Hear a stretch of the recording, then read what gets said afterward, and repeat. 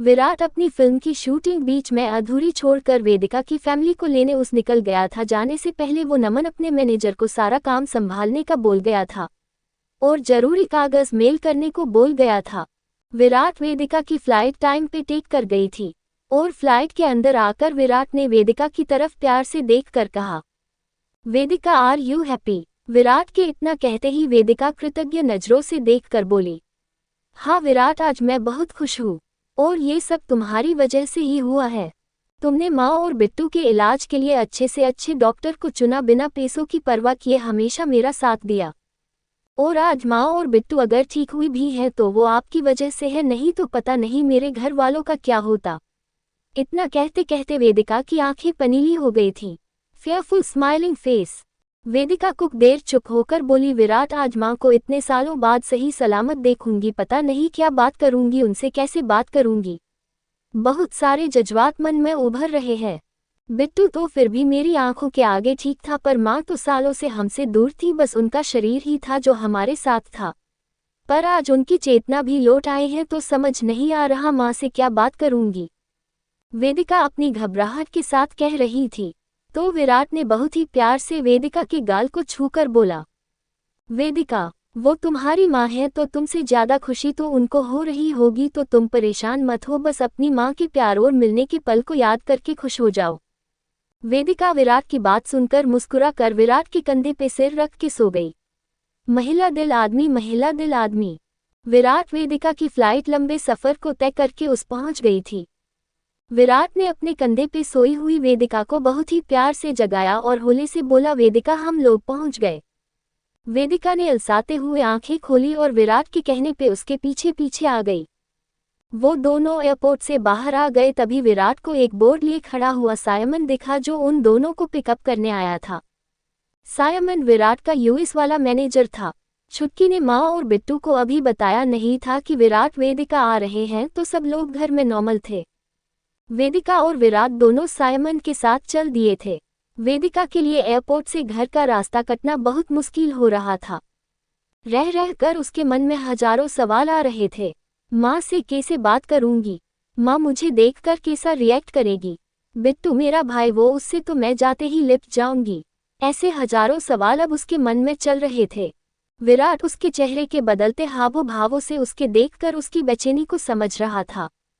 विराट ने हल्के से वेदिका की हथेली को अपनी हथेली में लेके हल्के से दबा दिया। तब जाके वेदिका को कुछ होश आया। विराट बोला, वेदिका डोंट वरी, सब अच्छा होगा। और ऐसा कह के वेदिका को अपने सीने से लगा लिया। छुटकी को पता था कि वेदिका आ रही है उनको ले जाने के लिए, पर विराट के कहने पे उसने माँ और बिट्टू से छुपा लिया था, पर ना चाहकर भी अपने अंदर की भावना को कंट्रोल नहीं कर पा रही थी।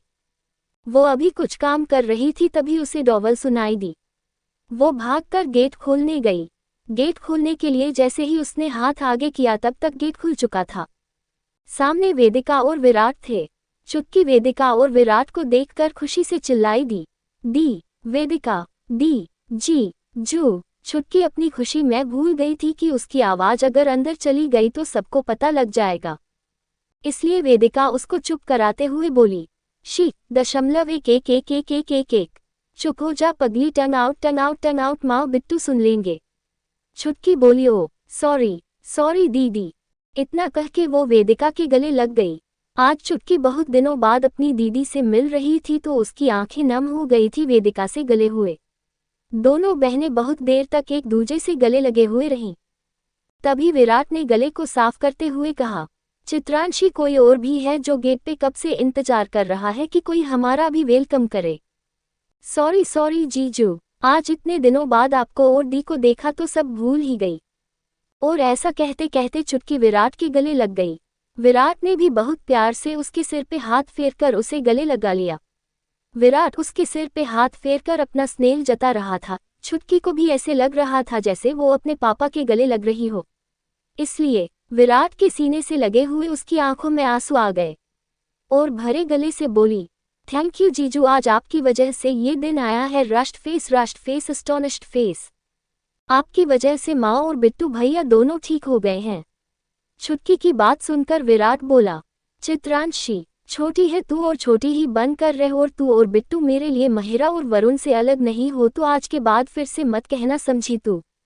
और माँ, उनका भी तो बेटा हूँ मैं, और एक बेटे ने अपनी माँ के लिए अपना फर्ज समझकर किया, इसलिए तू सबकी दादी बनने का काम बंद कर और जल्दी चल, माँ से मिलना है मुझे। माँ और बिट्टू इस टाइम दोनों छत की बालकनी वाली जगह पे बैठकर कुछ बातें कर रहे थे। पीछे से माँ को आवाज आई, माँ माँ। वैदेही जी ने जैसे ही ये आवाज सुनी, उनको एक पल ना लगा ये सब समझने में कि ये कौन है। वो बिना पीछे देखे बोली, विन्नी मेरी बच्ची, फ्यू फ्यू फेयरफुल फेयरफुल। और इतना कह के उनकी आंखें नम हो गई और अपनी जगह से उठकर वेदिका की तरफ आने लगी। वेदिका भी भागकर माँ के गले लग गई। माँ के गले लगते ही वेदिका की रुलाई फुट पड़ी।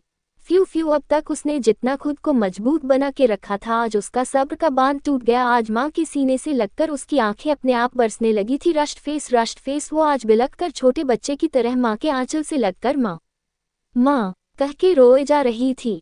वैदेही जी भी अपनी लाडली के गले लगकर खुद को रोक नहीं पाए और उनके भी आंसू बहने लगे थे। रस्ट फेस दोनों माँ बेटियों के आंसुओं में आज उनका दर्द बहकर जा रहा था। वेदिका माँ के गले लगकर इन 7 सालों का दर्द भूल ही गई थी। विराट भी वेदिका और माँ के मिलन को देखकर खुद के आंसू नहीं रोक पाया था। उसकी आंखों के आंसू बाहर निकलने को ही थे कि उसने चुपके से अपने आंसू पोंछ लिए। तभी बिट्टू ने पीछे से आकर, दीदी माँ की ही याद आई। आपका भाई भी तो है, उसकी याद नहीं आए आपको? वेदिका ने जब ये सुना तो वेदिमा माँ से अलग होकर बिट्टू के गले लगकर बोली, नहीं मेरे भाई, तुझे कैसे भूल सकती हूँ, तू तो मेरा अकेला भाई है। और इतना कह के वो बिट्टू के गले लग गई। दोनों को देख वैदेही जी बोली, बस कर विन्नी, अब तू ही सबसे मिल लेगी या फिर तेरे पति से भी मिलवाएगी। और इतना कह के विराट की तरफ देखकर बोली, क्या हुआ बेटा, तुम वही खड़े रहोगे, आगे आकर मुझसे गले नहीं लगोगे? विराट खुशी से उनके पास आया और उनके पैरों को छूकर बोला, हाँ माँ, क्यों नहीं। इतना कह के वो भी वैदेही जी के गले लग गया। वेदिका जो माँ और विराट को इस तरह गले लगे हुए हैरानी से देख रही थी, तभी बिट्टू भी बोला, क्या जीजू, सारा प्यार माँ और छुटकी के लिए, मेरे हिस्से में कुछ नहीं? विराट इतना सुनते ही हैरानी से बिट्टू को देखकर खुलकर मुस्कुरा दिया और आराम से बोला, अरे बिट्टू, कैसी बात कर रहा है तू, जैसे तेरी दीदी के लिए अकेले भाई हो वैसे ही मेरे लिए भी तू अकेले साले हो। और इतना कह के विराट ने बिट्टू को भी गले से लगा लिया। बिट्टू खुलकर विराट के गले लग गया था। बिट्टू छुटकी से 2 साल बड़ा था तो वो अब 20 साल का हो गया था, तो वो गले लगते टाइम विराट के सिर के बराबर में आ रहा था। विराट बिट्टू से अलग होकर मजाकिया लहजे में बोला, क्या बात है साले साहब, तू तो अपने जीजू को भी पीछे छोड़ गया स्मार्टनेस के चक्कर में। यार तुझे देखकर तो लड़कियां मेरी फिल्म देखना छोड़ देंगी। तेरे साथ मैंने पिक अपलोड कर दी तो मेरी फैन फॉलोइंग कम हो जाएंगी। इतना बोलकर दोनों जोर से खुलकर हंस दिए। टंग आउट ग्रिन ग्रिन। विराट और बिट्टू दोनों खुलकर एक दूजे की पार्टी एंजॉय कर रहे थे। माँ और छुटकी भी विराट की इस बात पे जोर से हंसने लगी थी। सब लोग एक दूजे के साथ ऐसे पेश आ रहे थे जैसे सालों से एक दूजे से जुड़े हुए हो और आज अचानक से मिले हो तो खुलकर जी रहे हैं एक दूजे के साथ को। वो सब आपस में खुलकर हंस रहे थे। वेदिका अनजान सी बनकर सबको देखने लगी। वो कभी विराट को देखती तो कभी बिट्टू को। वो तो समझ ही नहीं पा रही थी कि वो जो देख रही है वो उसका वहम है या सच में सच ही है। वो अपनी पलकों को झपकाती कभी खोलती। उसको ऐसा करते देख वैदेही जी बोली, क्या हुआ विन्नी, क्या सोच रही है? तू दूर क्यों खड़ी है, तू भी आना। आज सालों बाद अपने भोलू बेटा मिल रही हूँ तो तू भी मेरी खुशी में शामिल होना। मेरा भोलू मुझे लेने आया है। भोलू, ये नाम सुनते ही विराट वेदिका दोनों शॉकर्स होकर एक दूजे को देखने लगे।